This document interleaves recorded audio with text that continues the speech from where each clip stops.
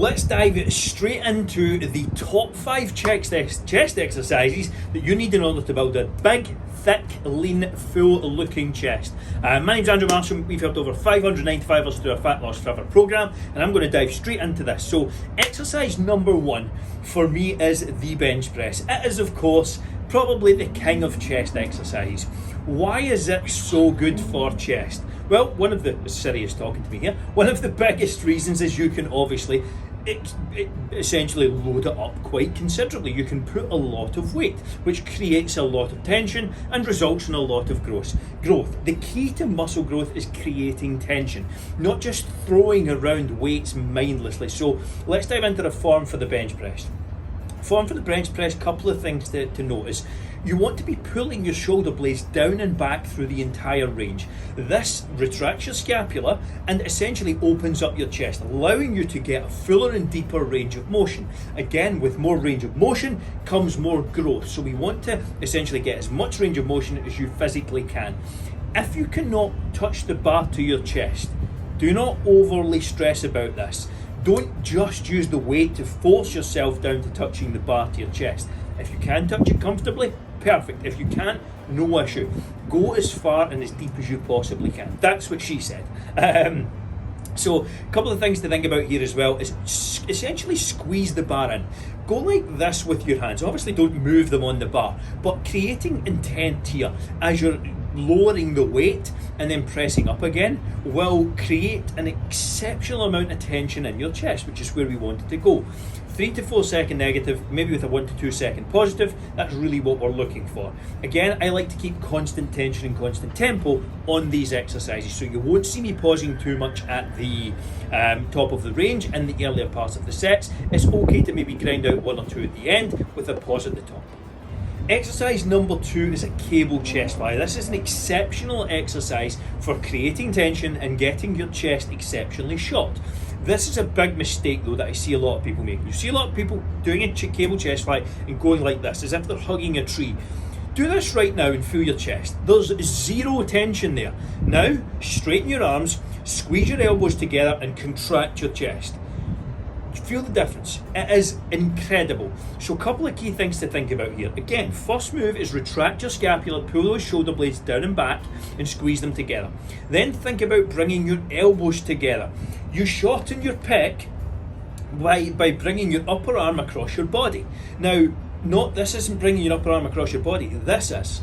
So you want to think about squeezing your elbows together. This is an incredible cue that's going to really help drive a lot of tension where it needs to be, which is on the chest. Again, get your arms as wide back as you possibly can. The further the range of motion here, the better. I like to start with a high cable and work down. Again, that's more in line with targeting the lower chest, but you can completely reverse that and start from the bottom and work up to the top of the range if that's something you want to target more of the upper chest on. Exercise number 3 for me is an incline dumbbell press. Now, I prefer this to the barbell incline bench because I get more range of motion, I get a better contraction. That's not to say the barbell bench is a bad exercise. Again, you may find that some exercises you like and fit well with your program and your body shape and your anatomy, others don't. That's perfectly fine. Just because John from down the road is good and enjoys bench press or incline bench doesn't mean you need to. I really like incline dumbbell press. I can get a very good range of motion, I get an incredible contraction in my chest, and this allows me to essentially grow exponentially in comparison to a barbell bench press. Now, things to think about here. Again, first move, as always, is retract that scapula and pull those shoulder blades down and back.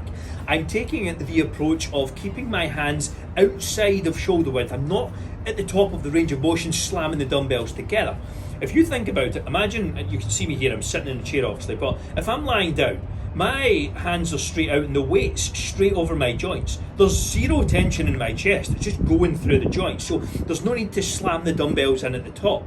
All you have to do is think about pulling your shoulder blades down and back, drawing back your elbows, getting them as far behind you as you possibly can within a comfortable range, and then think about squeezing your arms and your elbows in to meet. Again, driving that upper arm across your body. That's where you're really going to get the tension and feel that in your chest. Again, rep ranges here, Anywhere from 5 through to 20 is going to be applicable. The key here is just to push the failure. Again, I'll put some recommended rep ranges in the bottom of the description. At the end of the day, anything 5 through to 20 is going to be in range. The key here is really just pushing past or to the point of failure. Maybe use drop sets, etc. and intensifiers if you really need to, in the odd occasion. But that's not something you need to do every week. Also, if you want a completely free meal plan that's going to show you exactly what to eat, how much and when, just go to the top link in the description. That's going to remove all the guesswork around the nutrition portion for you. Next up on the list is a dumbbell chest fly. Again, incline, decline, flat. I really prefer flat here. I get the best contraction with it. Couple of things to think about here. First move, as always, contract the scapula, pull those shoulder blades down and back.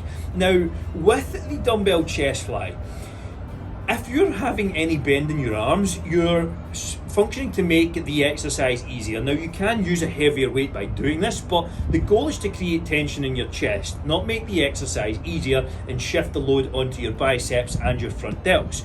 So the key here for me is contract your triceps and use a weight that you're in control of, not one that's going to throw you back, because if you select a weight that's too heavy and your triceps are contracted, you're going to put yourself in a position to injure yourself. So be very careful and build the weights up slowly. Contract your tricep. This fully straightens your arm.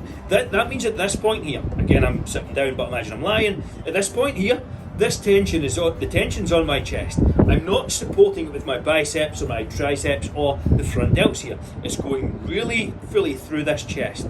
So again, that's the goal of the exercise, to create tension in the chest. Again, full range of motion, get as low as you can, down to around parallel. You don't need to go beyond that. That's essentially hyperextending your shoulder at that point, and again, furthering your chance of injury. So again, slow and controlled on the way down. With the fly, there is no need to come up to the top again. At this point here, there is zero tension on your chest. Stop just outside of shoulder width. This will be more challenging, but that's the goal. We're trying to build a big chest here, not make exercises easy. Rep ranges, again, 5 through 20 is good. Final exercise for me is going to be the press up. I am a huge fan of the press up. You can do it anywhere.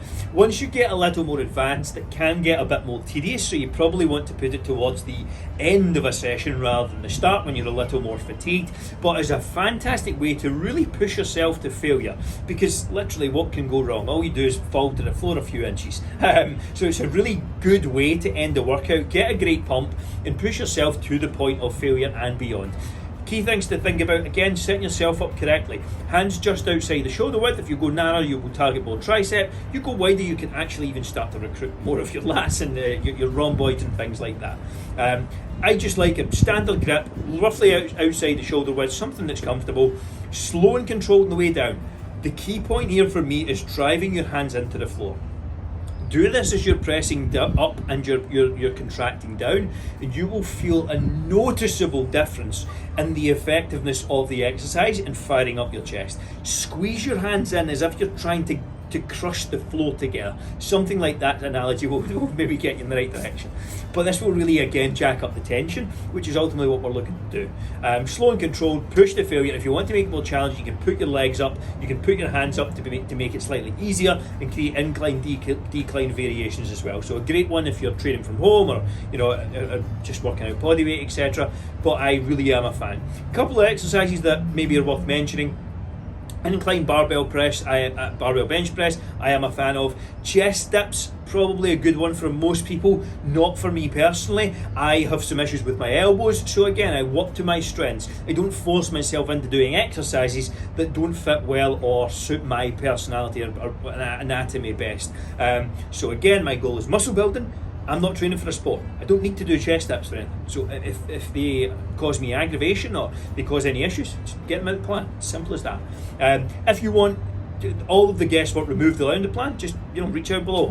There's plenty of ways to get in touch with me. Leave a comment, let me know how I can best help you. Now, off to the side is going to be a couple of videos, or one video, sorry. It's going to be a meal prep video. This is going to take care of the nutrition part. You know how to train your chest. Now, go and refuel. Go and utilise this video as maybe the 4 chicken recipes that we've done recently, which is actually just posted live this week.